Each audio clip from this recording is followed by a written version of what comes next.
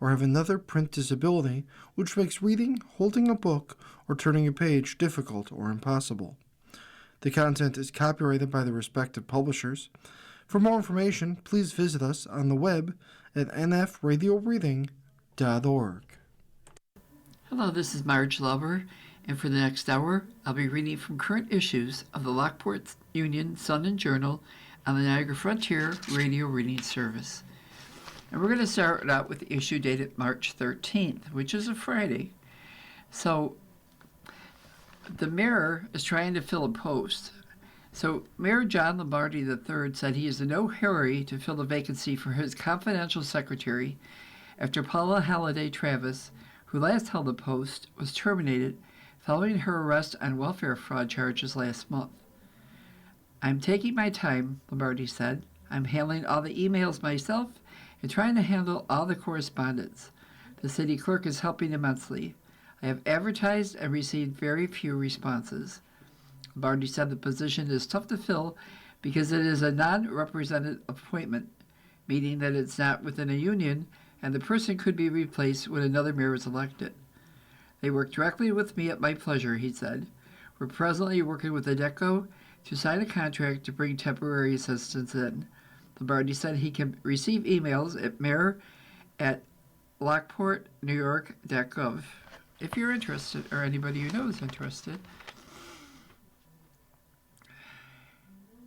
So, the massive power plug project, SAMP's officially dead. In a note in its annual report to shareholders, filed March 2nd, Plug Power made it official. The company's green hydrogen plant at the Stamp Industrial Park in Genesee County, once envisioned as the largest in the country, was officially dead.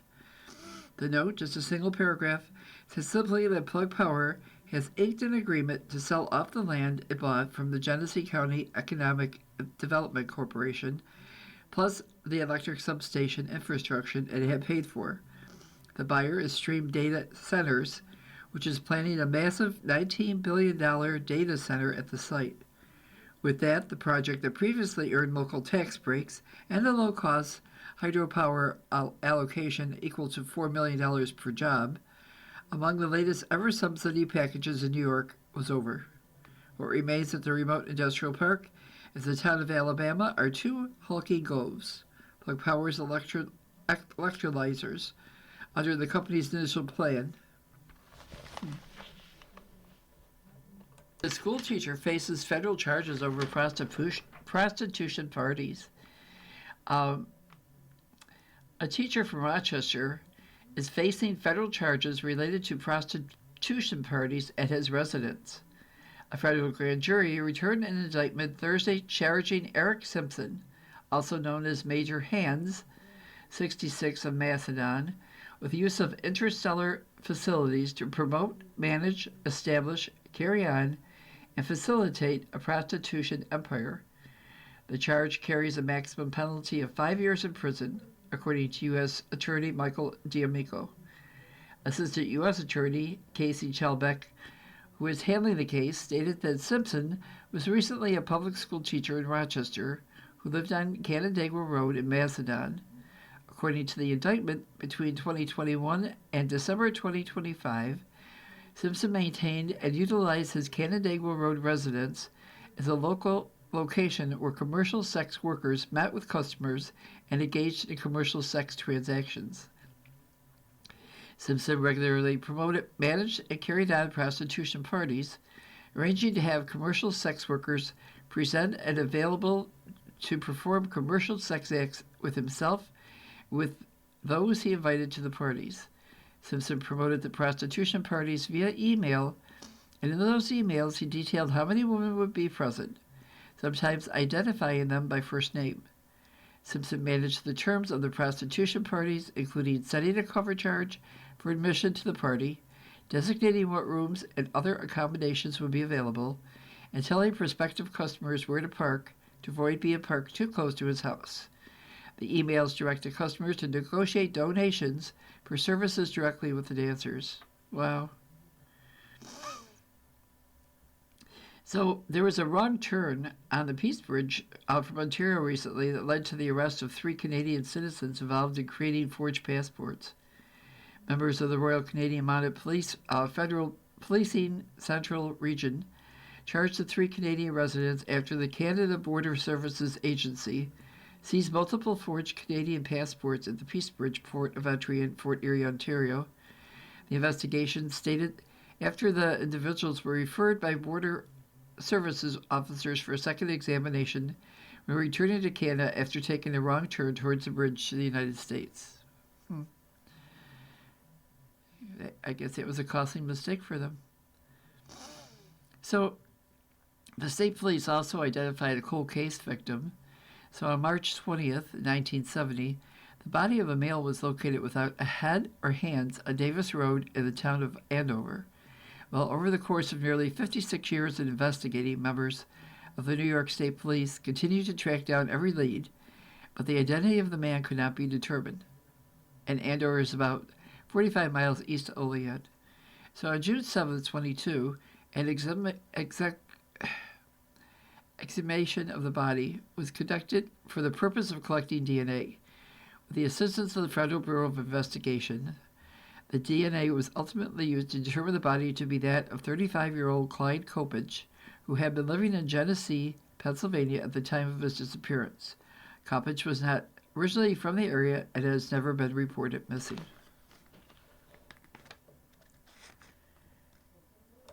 And in some other news, there is a Live Nation employee mocks the customers as so stupid in a memo. Wow. In New York, incendiary internal messages in which a Live Nation employee mocks customers as so stupid and says the company is robbing them blind, baby, have been made public as over 24 states weigh whether to continue their antitrust trial against the entertainment giant and his subsidy Ticketmaster.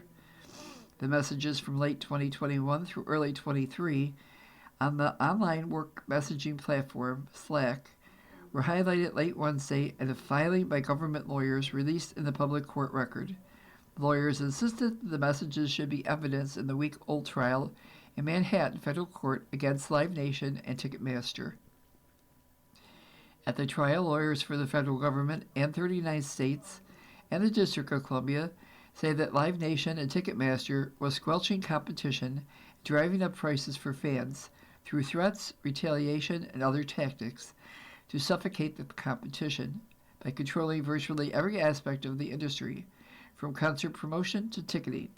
The companies insist that artists, sports teams, and venues set prices and decide how tickets are sold. Well, the government lawyers wrote that the statements should be part of the trial because they are candid internal messages in which Ben Baker calls fans so stupid, explains that he gouges them, and brags that the Live Nation is robbing them blind.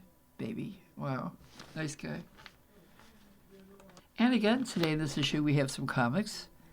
So, you know the man with the dog? Now he's got a duck. I don't know why he's got a duck.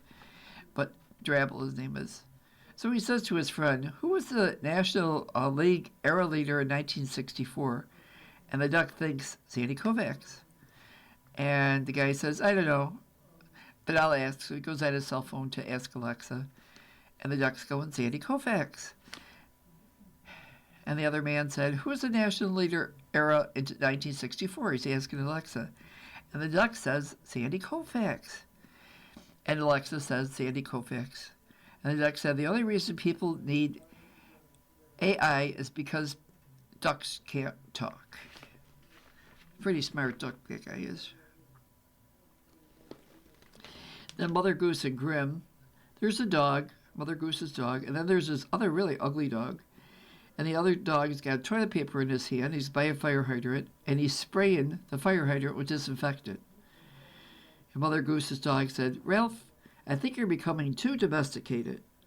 I guess so. Then in Tiger, there's a little boy and his brother, and he's at the kitchen table, and he said to his brother, here's the cereal, the milk, and sugar are on the table. And he walks away from his brother, and he says, I don't see why I always have to fix his breakfast.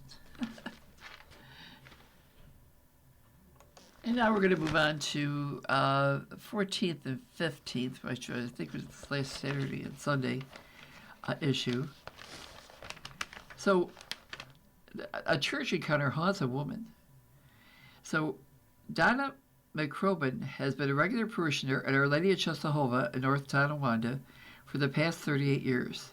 She has served as a regular sacratarian during that time, from being a lector and Eucharistic minister to being part of his cleaning ministry. It all came to an end in late December. McCrokin said she had not gone back to the Center Avenue Church after following a complaint that a priest here, Father Michael Lamarca, physically harmed her. The whole situation still haunts me, McCormick said. Lamarca was ordained as a priest in 2016 and was appointed to be the pastor for the Tonawanda family of parishes in July 2023, which includes St. Christopher and St. Amelia Parish, which are in Tonawanda. So two other churches in the family, St. Jude in North Tonawanda and St. Francis in Tonawanda, have been decreed to merge with other churches as part of the diocese road to renewal, though the Vatican is reviewing the St. Jude closure. So on December 18th, McCrorin said she received a text message from Lamarca saying he was getting a group together on December 23rd to set up flowers for the upcoming Christmas masses. So she responded saying she had a doctor's appointment, and they agreed she'd come in at 1 o'clock that day.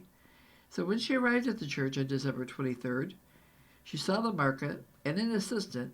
They had already put almost all the flowers up. She said, "I didn't know what to say or do.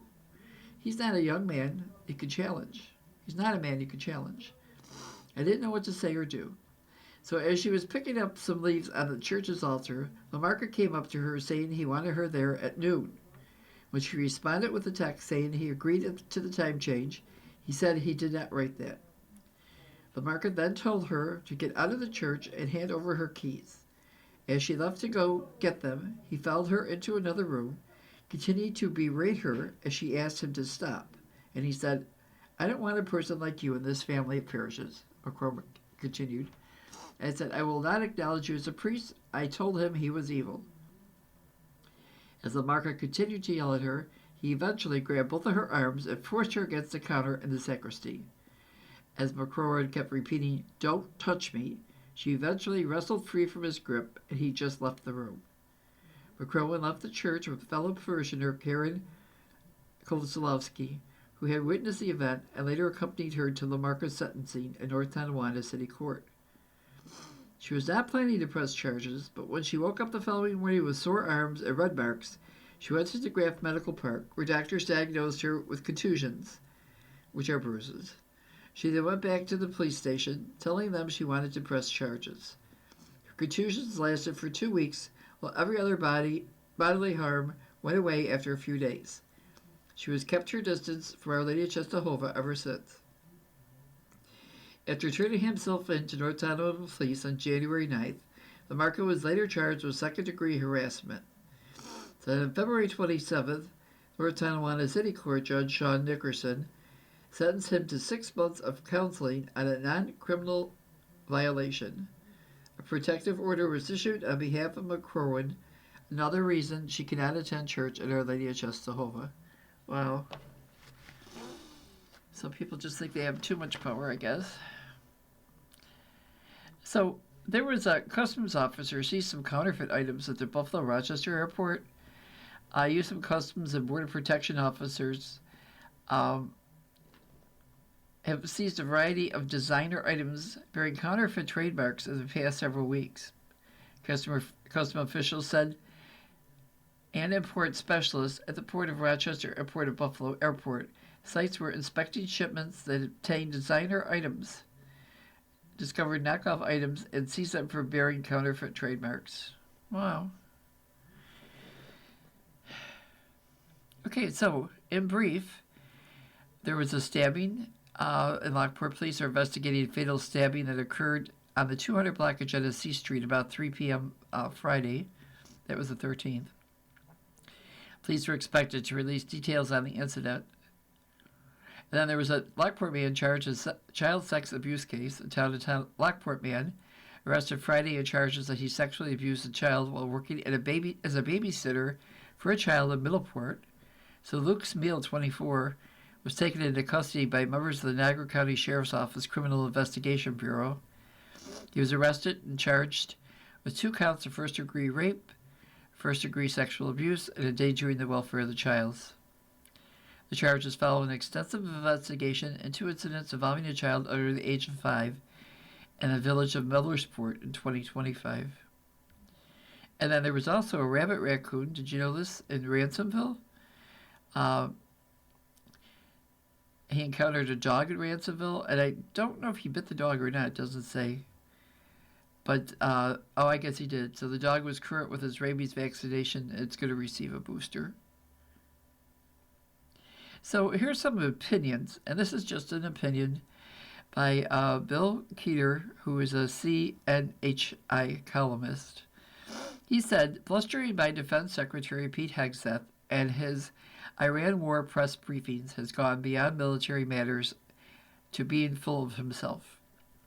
No friend of the legacy media, he's now fuming over his gestures featured by press photographers and published widely by news outlets in print and online. It seems the March 2nd briefing produced annoying photos of an animated Hegseth. His adoring staff found them so displeasing that he barred press photographers from subsequent gatherings. The briefings also included General Dan Kane, chairman of the Military Joint Chief of Staff, a much calmer and modest counterbalance to Hegseth's excitable, boastful style, and that's really comforting. So the Washington Post, which broke the photo ban story on Wednesday, said the Pentagon order did not affect video pool coverage of press briefings. The government said it will continue to photograph the Iran briefings, promptly releasing images to the press and the public, likely after vetting them for favorability. So, getting the boost in photojournalism, a form of information that reflects a newsmaker's personality by reflecting mad, glad, sad, and scared moments of time, images that tell a story on their own or can enrich the next version. To shut down independent photo coverage of newsworthy events is disregard transparency and the First Amendment's right to publish. Trying to control it, as Hegseth has done, falls within the same sin against journalists as blocking reporters for reporting the news. Because you don't look good, so now you're going to block everything. Okay. And here's an interesting article. Challenge your brain helps keep it healthy, and here's how you do it. In Washington, they said exercise your brain. Experts advise people hoping to starve off dementia. But how? Stretching your brain might be the better description. Do a crossword puzzle a day, and you may just get good at crosswords, but instead research increasingly shows that a variety of habits and hobbies are like cognitive workout, building knowledge and skills that may beef up parts of the brain as we get older. One recent study linked a lower risk of Alzheimer's disease and cognitive decline to lifelong learning, meaning intellectually stimulating experiences, reading and writing, learning another language, playing chess, solving puzzles, going to museums, and you can do this from childhood to retirement. They kind of stretch your brain. You're listening to a reading of articles and features for the Lockport Union-Sun Journal on the Niagara Frontier Radio Reading Service. So if you didn't embrace what Zammit calls cognitivity and enriching activities early in life, it's not too late to get started. Middle age offers an important window for protecting brain health, and scientists are examining a wide range of possible ways to stay sharp, from taking up music to birdwatching and brain training games. It's not just one activity, it's more about finding meaningful activities that you might be passionate about, he said, and sticking with them rather than dabbling. Physical health is critical to brain health too. That's why experts also recommend the work-up of a sweat kind of exercise, as well as controlling blood pressure, good sleep, even later in life vaccination. There's no magic recipe to prevent either dementia or the normal cognitive decline of aging, cautioned Dr. Ron Peterson, an Alzheimer's specialist at the Mayo Clinic. But lifestyle changes offer a chance to slow down those of deterioration, he said.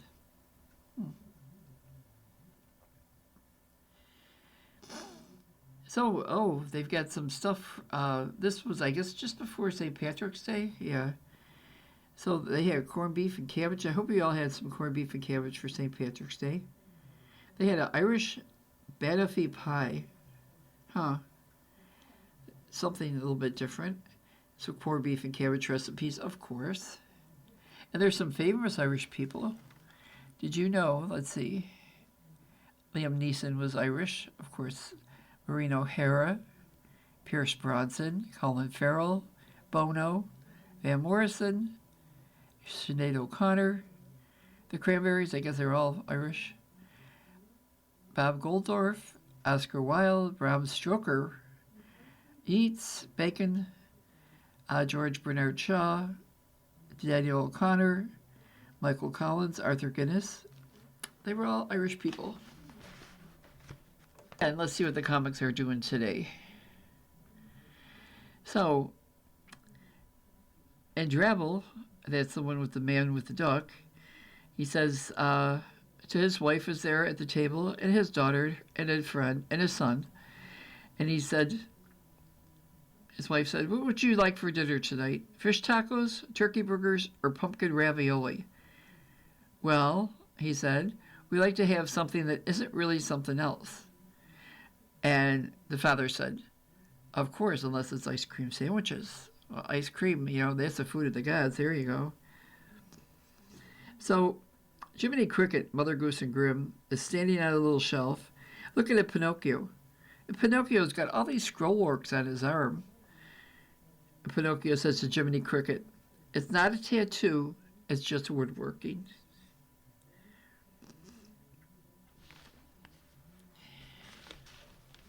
Here's an interesting article on the Cookie Queens. It's about the Girl Scouts. The Girl Scouts were founded in 1911. So after living in the UK for 27 years, recently widowed American Juliet Daisy Gordon Lowe meets Robert Bass Powell, the founder of the growing Boy Scout organization. She's inspired to organize 3 patrols of an affiliated group called Girl Guides. And in 1912, Lowe returned to her hometown of Savannah, Georgia, with the intent of forming Girl Guide patrols there. She holds her first organizational meeting in her home on March 12, 1912, with 18 girls. Then in 1913, she returned to England to consult with the UK Girls Guides. When she returns, she begins to name her organization the Girl Scouts. 1950, the Girl Scouts of the United States is incorporated and moves its headquarters to New York City. Then in 1917, the Mistletoe Girl Scout troop of Muskogee, Oklahoma, becomes the first troop to make cookies and sell them as a fundraiser. So Girl Scouts pitch in to support war efforts by selling war bonds, working in hospitals, and collecting peach pits, which are used as filters in gas masks. Then in 1920, the Girl Scout USA published its own handbook. I remember that. I was a Girl Scout. If you were a Girl Scout, you remember the Girl Scout Handbook and the Girl Scout Pledge? And then in 1925, lone troops on foreign soil, which later became USA Girl Scouts Overseas, registered its first Girl Scout troop in Shanghai, China, with about 18 girls. 1927, Lowe died of breast cancer at the age of 66 in her Savannah home, and she was buried in her Girl Scout uniform. And in 1930, Girl Scouts collect clothing and food for those in need and depression. 1932, African American Girl Scout troop in South is formed in Richmond, Virginia. And then 1935, troops start selling commercial Girl Scout cookies. In 1939, the annual cookie sale includes a new flavor, Cookie Mints, and they later become Thin Mints, which I think are one of the most popular ones. In 1940, Girl Scout troops operate bicycle courier services, run farm aid projects, collect scrap metal, and grow victory gardens during World War II. Then in 1956, they began designating troops and camps. Shortly afterwards, Martin Luther King Jr. describes the Girl Scouts as a force for desegregation. The Boy Scouts of America won't lift its ban at African American Scouts until 1974. Wow. In 1976, a new favorite Girl Scout cookie, the Samoas, is introduced. Then we go all the way down to 2021. The Girl Scouts in wartime, more than 15 million boxes of cookies from its annual fundraiser went unsold. The result of most troops not setting up booths because of the pandemic Leftover cookies are donated to food banks in the military. You know, those cookies started out, they weren't too expensive. Now they're like almost $5 a box, or maybe they are $5 a box. I haven't had any in a while. But their boxes aren't any bigger than they used to be. In fact, they're a little bit smaller.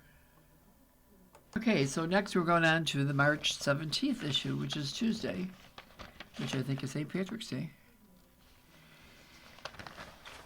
So, Sweet Harvest. Wolf Maple Products celebrates maple weekends with activities and foods. In Middleport, even before leaves emerge, Heidi and Jason Wolf taste the sweetness of spring as they tap maple trees and begin making syrup.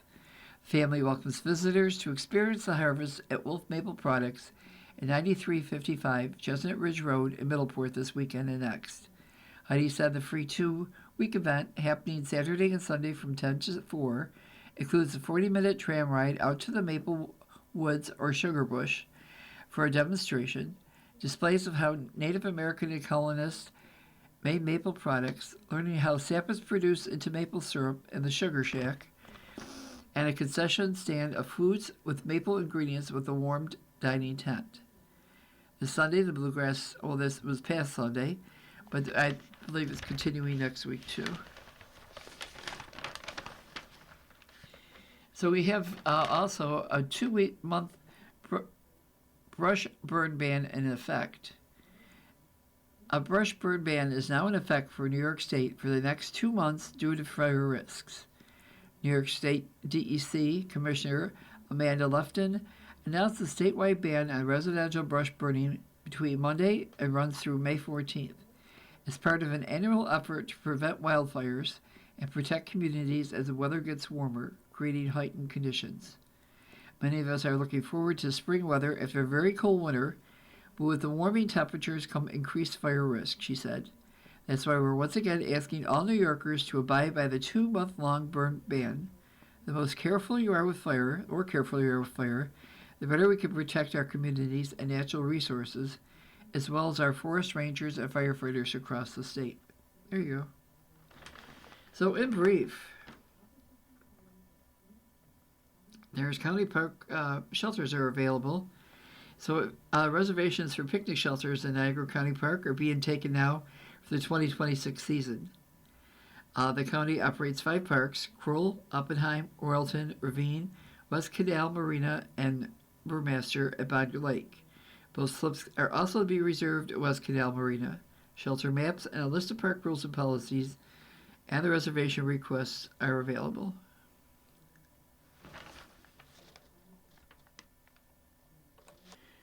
Okay, in some other news, there was a judge who blocked effort to slim down the vaccine recommendations.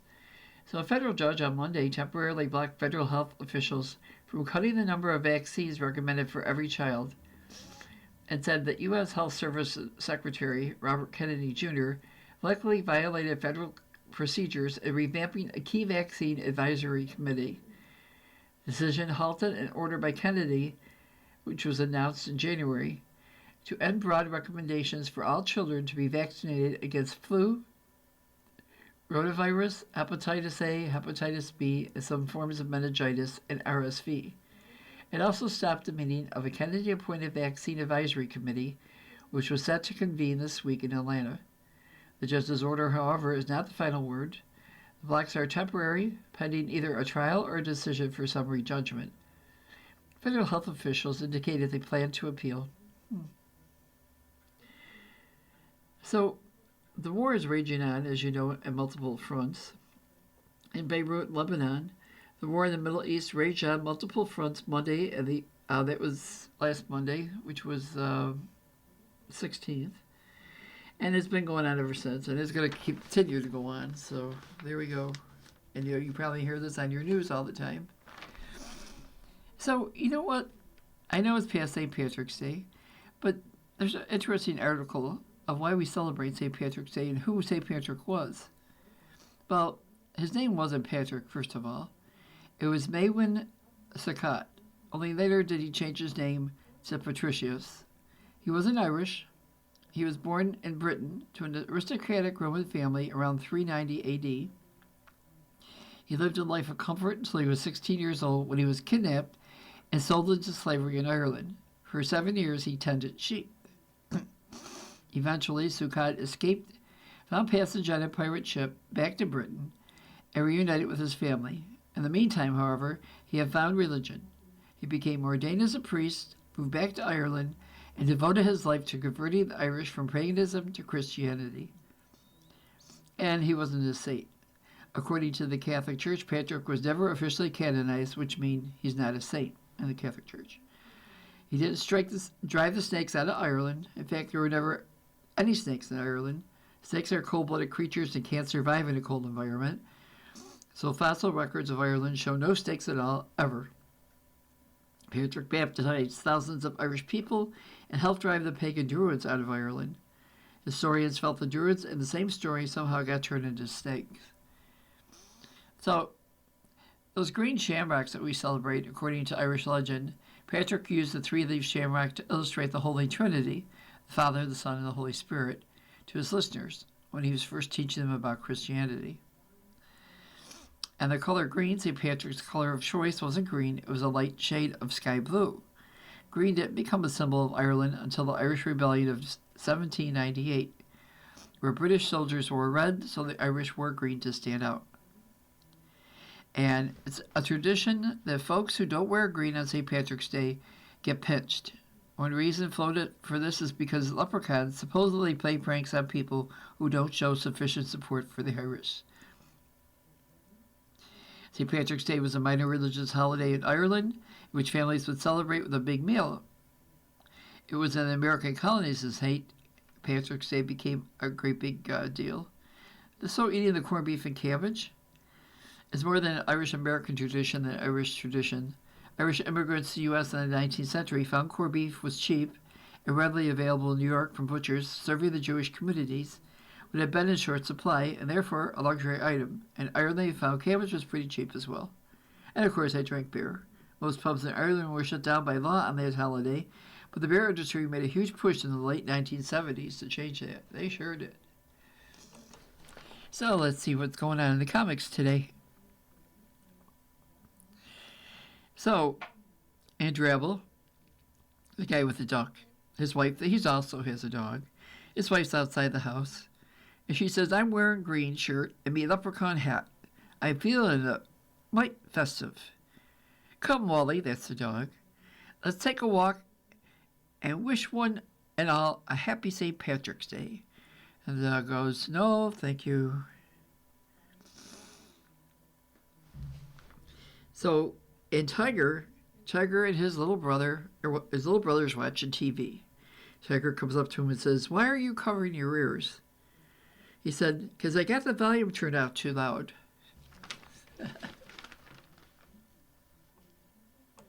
So you are listening to a reading of articles and features from the Lockport Union-Sun Journal on the Niagara Frontier Radio Reading Service. And now we're going to do to Wednesday, March 18th. Keepers of the Faith, Lockport Hibernians carry on in light of possible closure of St. Patrick's Church. Lockport Hibernians celebrated St. Patrick's Day at a St. Patrick's Day church, possible for the last time on Tuesday. Hibernian traditions were maintained all the way through the solemn celebration of Ireland's patron saint and the subsequent tribute to Irish natives who helped build the Erie Canal and settle the communities along its path. And in other news, the Farm Bureau focuses on a trending regenerative resolution. So the future of farming may look a lot like its past as local growers dug into a back-to-basics approach, gaining during a recent Niagara County Farm Bureau event. The local agricultural community explored the regenerative farming movement as the recent 8th annual Agribusiness Outreach Forum. Caitlin Tucker, who is Stewardship Program Manager for the American Farmland Trust, provided a status update on the systematic approach to agriculture and its re-emphasis some traditional methods to address modern issues of emissions, biodiversity, and climate change. The U.S. Department of Agriculture Natural Resource Conservation Service launched a regenerative pilot program last year with $700 million in funding to address the loss of 2,000 to 5,000 acres of farmland a day, according to the website. Within that, the Environmental Quality Incentive Program has $400 million to focus on soil, health, water management, and natural vitality practices, with $300 million in the Conservation Stewardship Program. And then there's a Women's Wellness Day event was slated for March 27th. Niagara Falls and the Community Health Center of Buffalo Incorporated will host Women's Wellness Day on March 27th from 11 a.m. to 3 p.m. at 2715 Highland Avenue. The free event focuses on prevention, education, and staying healthy. Guests may come and go throughout the day, enjoy healthy snacks, and connect with community partners. So on March 29th, on Palm Sunday, there's a buffet brunch. It's a buffet brunch, Easter bake sale, and basket sale, which is a pre-sale ticket. Because there's limited seating. It's Our Lady of Fatima Shrine. On August, adults are $24, and youth from 15 years old are $16.50, and 5 years and under are free. So if you want any more information to go to the Palm Sunday brunch at Our Lady of Fatima, you can call 716-754-7489.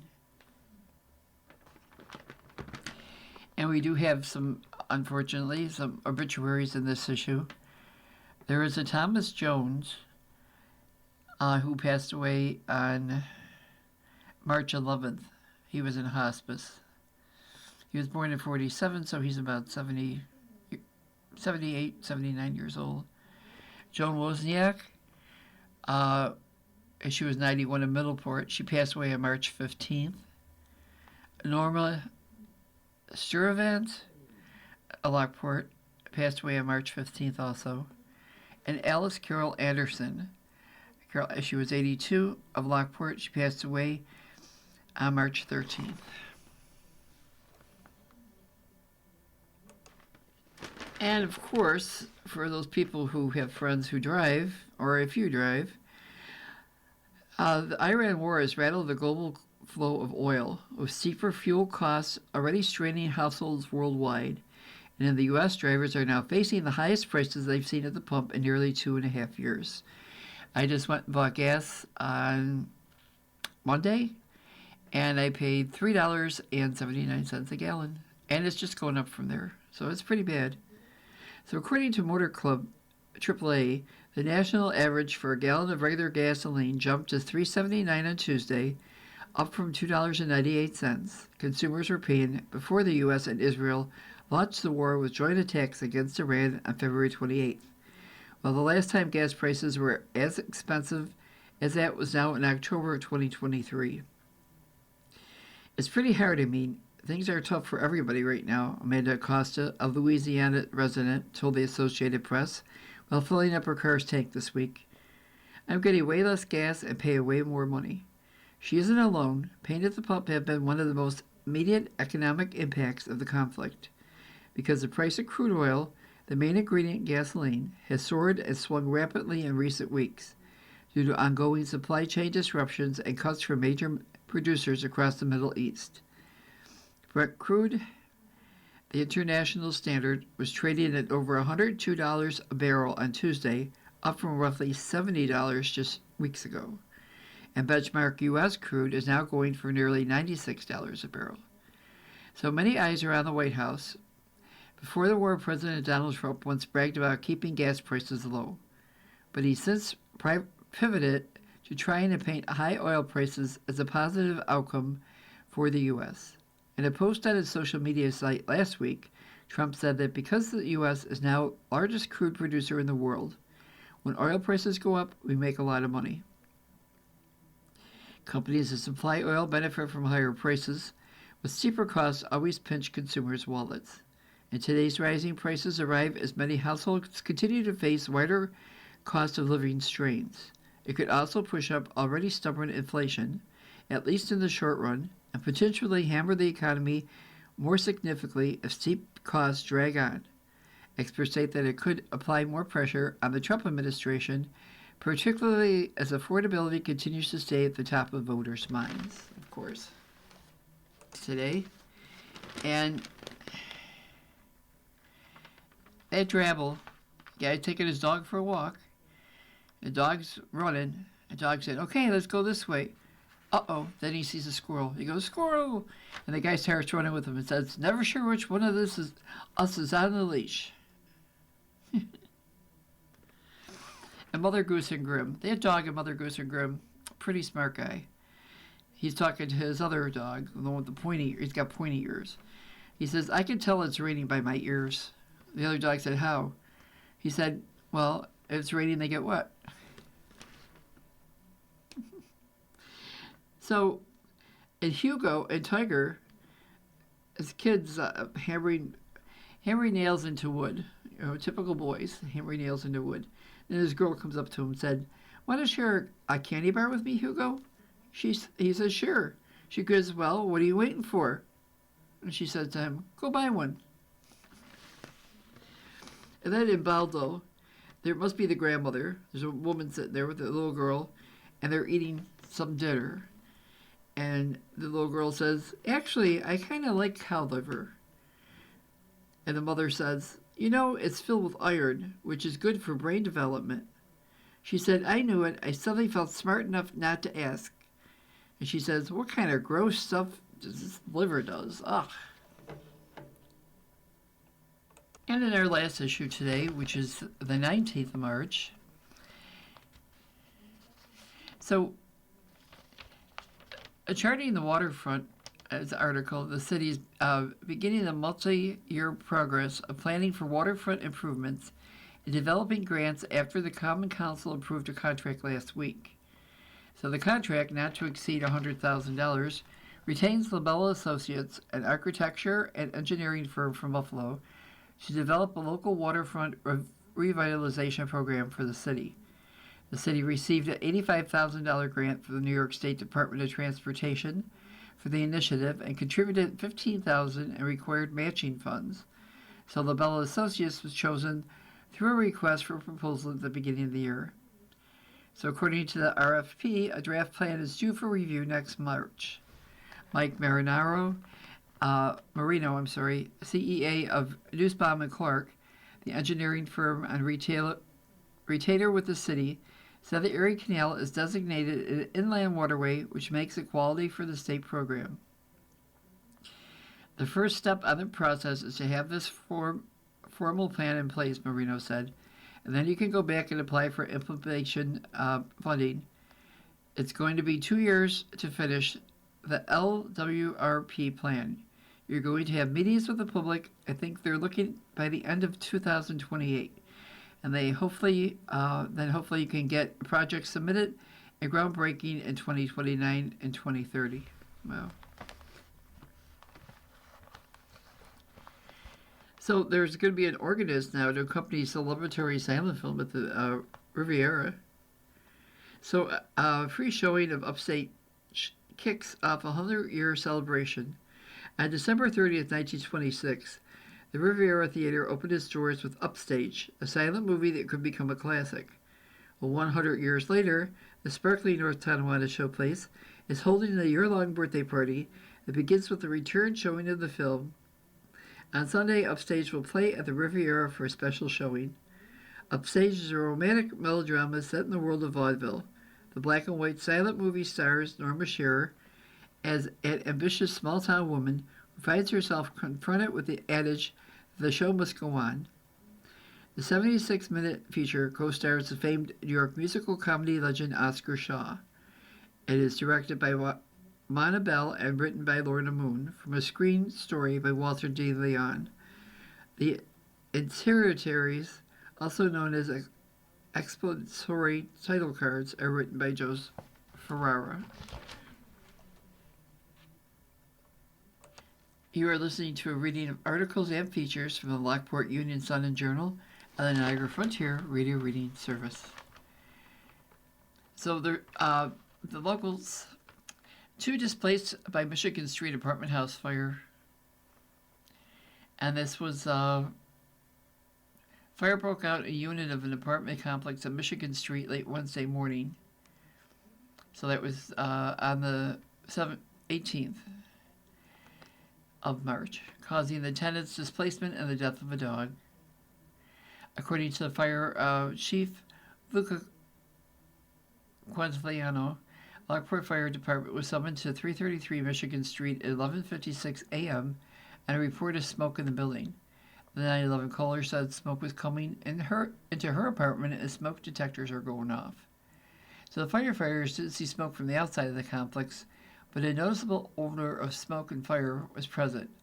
He said that the 911 caller met the firefighters and directed them to apartment D, where the door showed black soot forming in the corners.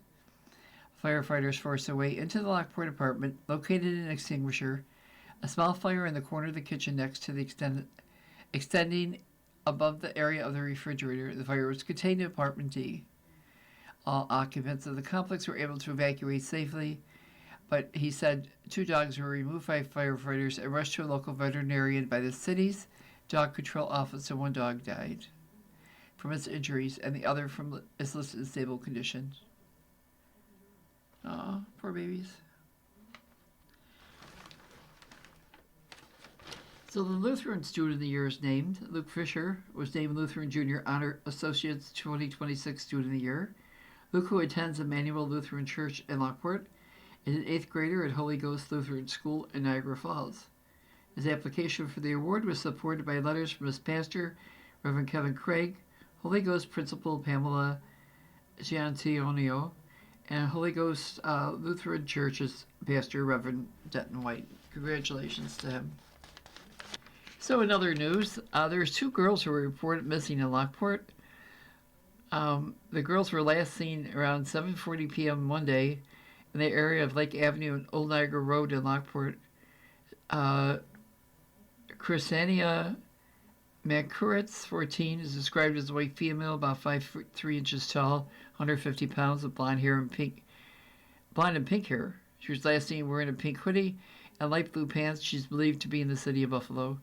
And then Madison Schumacher, 15, is described as a white female, approximately 5'1", 140 pounds, with brown hair. She has a small heart tattoo under her right eye and tattoos on both hands.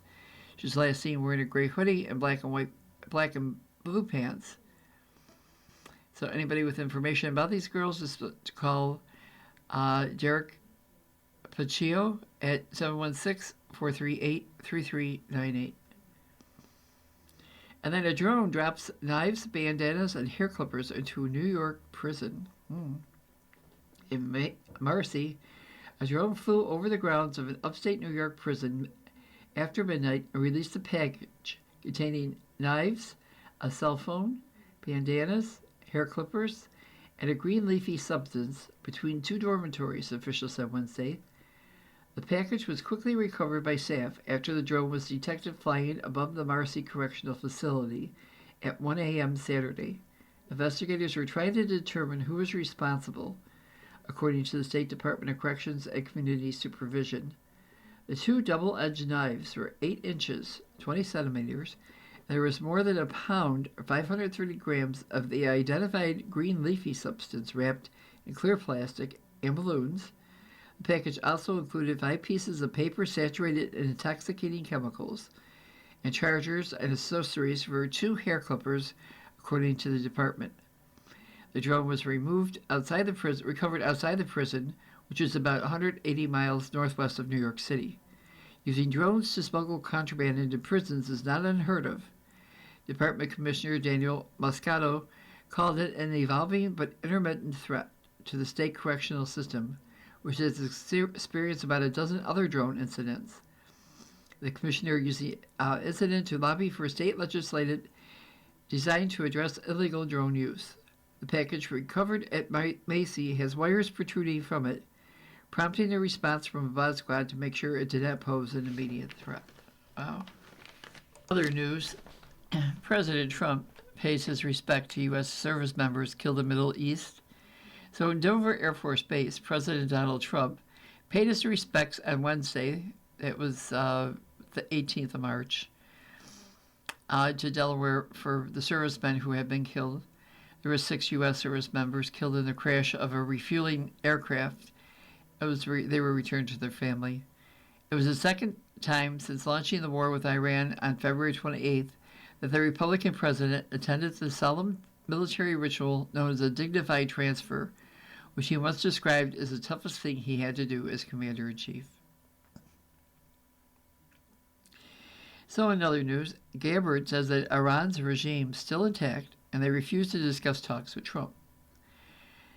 So the U.S. government's top intellectual officials told lawmakers Wednesday, that was yesterday, last week Wednesday, which was the 18th, that there appears to be instant but largely degraded yet repeatedly dodged questions about whether President Donald Trump has been warned about the fallout from the weeks-old war, including Iran's attacks on Gulf nations and its effective closure of the vital Strait of Hormuz. Tulsi Gabbard, the Director of National Intelligence, also stated in prepared remarks to the Senate Intelligence Committee that U.S. attacks on Iran last year had obliterated Iran's nuclear program and that there have been no efforts since then to rebuild that capability. The statement was notable given Trump's repeated assertions that a war with Iran was necessary to head off what he said was an imminent threat from the Islamic Republic. Gabbard pointedly said that conclusion was that the president alone to draw, as she declined to directly answer whether the Intelligence Committee had likewise asserted an Iran's nuclear system presented an imminent risk to the United States. Wow. Now let's try this. It's Dear Ann, like a Dear Abby type of thing. Dear Ann Landers type of thing. So it says, Dear Annie, my younger sister is getting married this fall, and I'm happy for her. The problem is her fiancé. At the family dinners, he makes little digs at her, jokes about her cooking, her spending, even her weight. Then she laughs uncomfortably, and he says, relax, you're too sensitive. Last Sunday, he teased her about finally locking him down before 35, and everyone chuckled. She smiled, but I cringed. I pulled her aside once and asked her if she was ever offended by some of his jokes. She told me I was overreacting, and this was just his sense of humor. The wedding invitations have gone out. Do I have to trust that she knows what she's doing, or should I try to talk to her again? So Annie said, Dear worried big sister, you've already voiced your concern once. That was loving and appropriate. Repeating it now, especially with invitations mailed, is unlikely to change her mind, but it could push her away at a time when she may need you most. So here's the balance. Stand by her, don't criticize him publicly. Instead, strengthen her privately. Make sure she knows she deserves respect, not ridicule, disguised as charm. If the teasing is harmless, time will prove it. If not, she will remember who treated her with steady kindness. And we have some cartoons. There's a cartoon called Overboard, and there's this woman at the washing machine. Of course, she's got a dog by her. All these cartoons got dogs. She got a dog by her, and she's saying to the dog, let's see if the latest detergent made a difference. Nope, sheets and blankets both smell like you, Louie. It's a dog. And I'm new and improved. The detergent is thinking, I'm new and improved. Then the dog said, buddy, if I had a dog treat for every time I've heard that one, the dog is saying that. So in Drabble, he's sitting at the kitchen table, and this man, and he said, I feel like I've forgotten something. And then all of a sudden a dog dish comes flying at him, hits him in the hand, and bounces off the table. And he says to his dog, thanks for reminding me.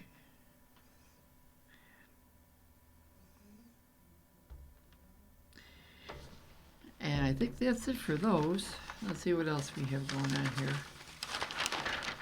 We have some sports.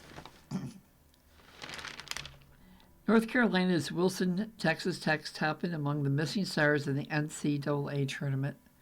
So top-ranked Duke earned the number one overall seed in the NCAA tournament behind star freshman Cameron Boozer and an overpowering inside game. But as the Blue Devils embarked on what they hope will be a deep March Madness run, Coach John Shire is having to make some adjustments with two key players dealing with injuries. Point guard Caleb Foster suffered a broken right foot in the regular season finale against number 21 North Carolina and likely will be out until the Final Four, should the Blue Devils get that far. The news on big man Patrick Ogaba II is a little better. He missed the ACC tournament with a foot injury, but could be ready to play in Thursday's opener against number 16 seed Siena. I can tell you he's improving, Shire said. I feel very positive about it, but I can't say what it means as far as later in the week in terms of timing and readiness, because we have to take it step by step. If you shop at Aldi's, or have people shop for you at Aldi's, or DoorDash, or whatever, but they have a big sale. Well, they had a big sale last week. Oh, it's not going to be any good this week. But Aldi's usually does have a lot of sales. And that's pretty good most of the time. The prices are decent. Okay, so let's see. The Bison Turf, it's opening the county again. So groundskeeper equipment supplier expanding into Niagara. The Bison Turf Equipment expanding into Niagara County with its third location in the works. The groundskeeping equipment supplier with existing locations on Kenmore Avenue in Tonawanda and Transit Road in Williamsville wants to move into the former Metro Mattress Store at 2212 Military Road in Niagara Falls, which has been closed since at least October. It sells equipment like lawnmowers, snowblowers, blowers, and clippers from brands like Club Cadet, STIHL, and Toro for residential and non-commercial uses. We see the need for a good servicing dealer to service the part of Western New York, said Robert Hausroth, one of Bison Turf's owners. He wants the new location to be open by May 1st with 5 employees. The company has been family-owned and operated since 1988. The .76-acre parcel would have its equipment stored behind the building with a chain-link fence for security. Improvements would be made to have the building look like its Williamsville space, with a product showroom on the premises.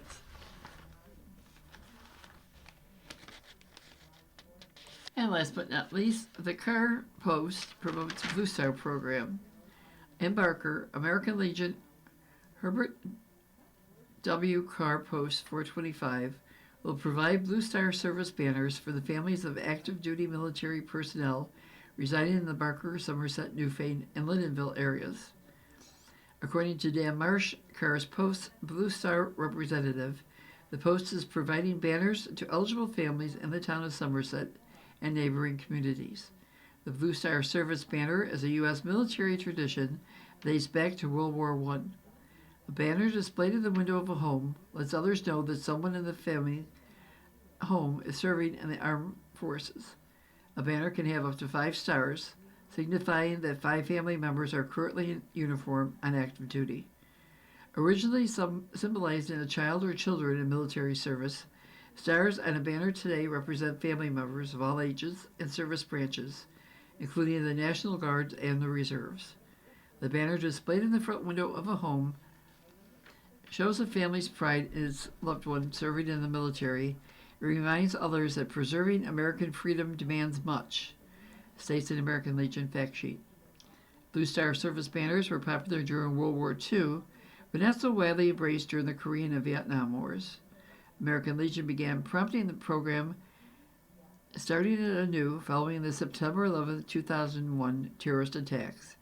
It continues to provide banners to families across the nation today. Marsh said interested families should contact the Legion Post in their community. Families in Barker or Somerset, Newfane, and Lyndonville could call Marsh at 716-602-5639.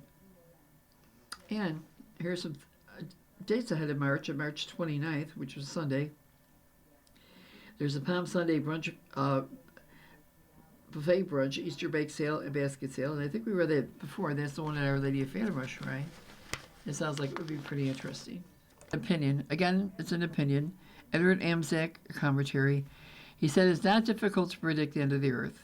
It has happened regularly with the leader of one religious cult or another assigning a day in the near future, disposing of all possessions and praying on a hilltop until the moment comes and goes. Then they all return to what they were doing, I guess, and history makes little mention of what became of the leader. I forgot the details, but one such incident somehow captivated me while in elementary school, and I have been a fan and not a believer ever since. It's called eschatology, and it involves expectations of the end of the The following program is intended for listeners who are blind, have low vision, or have another print disability